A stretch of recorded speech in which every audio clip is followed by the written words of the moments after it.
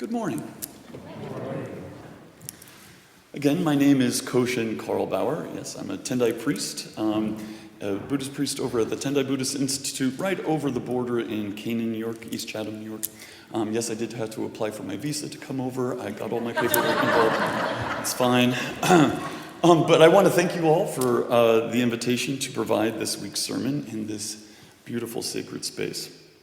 I consider this a great opportunity for us all to benefit from interfaith dialogue, of our shared goals of experiencing harmony, peace, and reverence. Our traditions may get to those qualities from different directions and perspectives, but it's always helpful to know we're all trying to get to that together. We can find relatable commonalities that help us better understand our own faith. And for today, I'm going to talk a little bit about my own faith tradition and hopefully provide a perspective about how I, as a Buddhist, cultivate harmony, peace, and reverence. So I'll start by quickly elucidating a little bit about Buddhism to provide some perspective on the matter. And first off, we tend to hear that Buddhists believe that all is suffering. Well, sure, okay. But also not at all, okay? We have four noble truths, the kind of pinnacle of our, pinpoint of our teachings. And the first of those four noble truths is that life has dukkha. Dukkha is discontent, pain, sure, suffering. But that dukkha is solely based on three things. The second truth: pleasures, displeasures, and the ignorance of their hold on us. And of course we have pleasures and displeasures.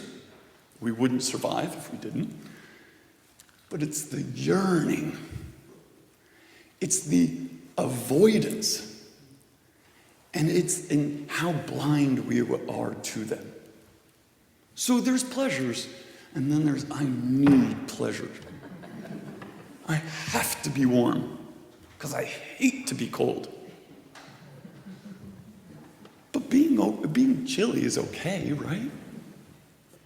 And the third truth is that there's a way out of this dukkha, and the fourth, it's through the living of the teachings of our faith to overcome. But we're all marked by this discontent. Everyone, everywhere. And my dukkha and your dukkha, no different. There's no distinction. I certainly know my own pain, and so I can imagine yours. And just as I would want someone to help me with my discontent, so we realize that relief that we can provide others. So like that mother loving her only child, we care and extend loving kindness through compassion. The main Buddhist practice is compassion. Sure, we meditate and we have chanting and ritual, all these different forms of practice, but they are a means of cultivating compassion. And compassion is a verb. It's the doing of loving kindness.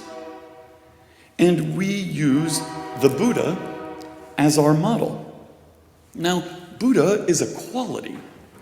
It's a state of being, of fully awakening to the true nature of reality. One that is unsullied by desire and greed, anger and hatred. The images of the various Buddhas that people see are personified representations of the qualities of Buddhahood. There are numerous qualities to that awakening, and therefore we have many Buddhas to represent those qualities. The seed of those Buddha qualities are already within us. Especially from my school's Japanese Buddhist perspective, everything, all phenomena, all things in nature, in life, have an inherent Buddha nature within them. an inherent seed of awakening.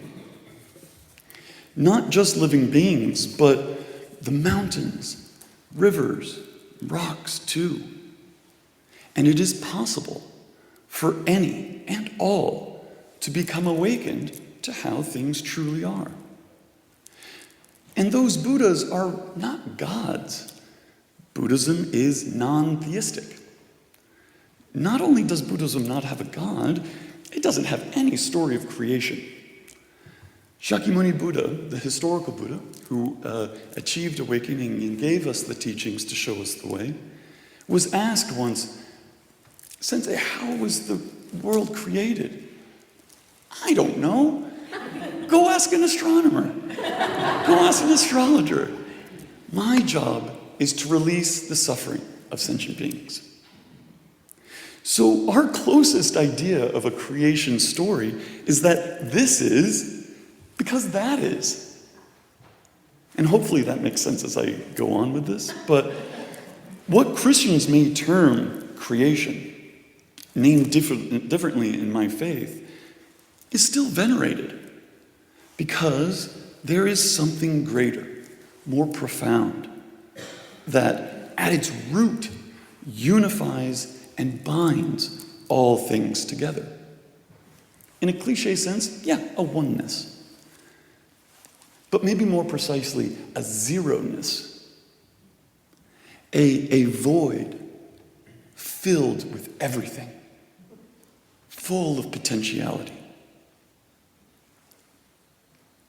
And thus, each aspect of this wondrous cosmos, the sun and stars, rivers, trees, clouds, my cats, your neighbor, Uncle Bob, they all work together only because the other was also present. For me to be here, there has to be a whole, all the rest has to be going on as well, and more. So there's a lot to be grateful for. And I would argue that that gratitude is best expressed in our lifestyles, how we live, not just in how we pray. We must be mindful and adopt lifestyles that are not wasteful or overly consuming, lifestyles that impact ourselves and others positively, ones based on environmental and social responsibility, for example. For my part, that veneration, that gratitude, that sense of peace, equanimity, comes out of the work of cultivating compassion, developing, experiencing, and the doing of compassion in our everyday lives. Again, expressed in our lifestyle of how we live, bringing that sense of devoted gratitude and loving kindness to every moment. A Buddhist perspective of compassion is nuanced and fairly complicated, and it comes out of a long philosophical history that I will not bore you with. But suffice it to say, it comes from an understanding that we're all in this thing together. We all have to be together. I cannot be this thing without you also being, without everything being, because I am not autonomous, individualized, derived from nothing, continuing to survive solely from my own efforts. How can I be without everything else? I didn't make these clothes. I didn't build my house. I didn't produce the air that I'm breathing. I didn't create this beautiful space. And even an isolated hermit relies on nature. So where do I end and everything else begin? We cannot be independent. Myself, everything I think I am, is wrapped up with influences from everything. My being able to be is not independent, but interdependent. All of creation depends on, relies on all other creation. It's the first law of thermodynamics. Nothing's created nor destroyed, just transformed. So that interdependence comes from a notion that there is a non-separateness of interbeing, as the monk Thich Nhat Hanh describes it. In order to be, we have to be together. Thus, compassion is practiced out of an acknowledgement of that non-separate interdependence. So practicing compassion towards all dukkha, not just my pain and suffering, discontent, not just yours, but all dukkha, without distinction. And this goes further in Buddhism into the notion of interpenetration, not just interdependence, but interpenetration. That is to say that in me, there is all phenomena, the entire cosmos, and I am in all phenomena. We have a way of envisioning this, and we call it Indra's net. And imagine a large fabric of cosmic fabric going throughout the world. And at each fabric, each thread intersees, there's a multifaceted jewel that suspends, representing each phenomena within the cosmos. And so at each intersees another multifaceted jewel. And from each multifaceted jewel reflects all the others, just as that jewel is reflected in all the others. So we are within and connected to all things, as they are within us. The cells that make up my body are made of atoms. These cells and atoms come and go from my body. They may have been at one point stardust, or a sea slug, or more currently like the Cheerios I had for breakfast. But my point here is that if we are to experience any sense of spiritual harmony, we have to keep that idea in mind. It is not only for our lives that we should be grateful, but for all of life, the good and bad. And that gratitude should not even be limited to a selection of things, but for everything. And therefore, we must take it upon ourselves to reinvigorate and renew that gratitude in order to embody that gratitude through our actions in developing a lifestyle that reflects that interdependence and that interpenetration. We have the opportunity, we get the opportunity to dedicate our every moment to that cause, demonstrating how we feel through how we live. Are we carrying ourselves through this life in reverence or in ignorance of that glory? We may not feel that most of our actions mean that much or come to much consequence. But if all is interpenetrating, then how one jewel is reflected throughout. Even the tiniest trickles of water still run into creeks, streams, rivers, lakes, and eventually oceans. Those ripples of action affect and influence everything else.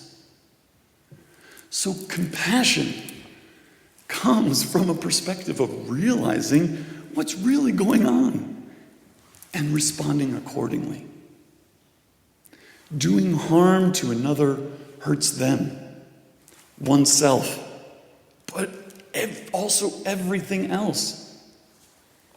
However, acting compassionately works in the same way. Living with humility and gratitude for all of this, the roots of goodness are planted, and wholesome actions reverberate throughout the entire cosmic net. Loving kindness and compassion being reflected in jewels beyond comprehension.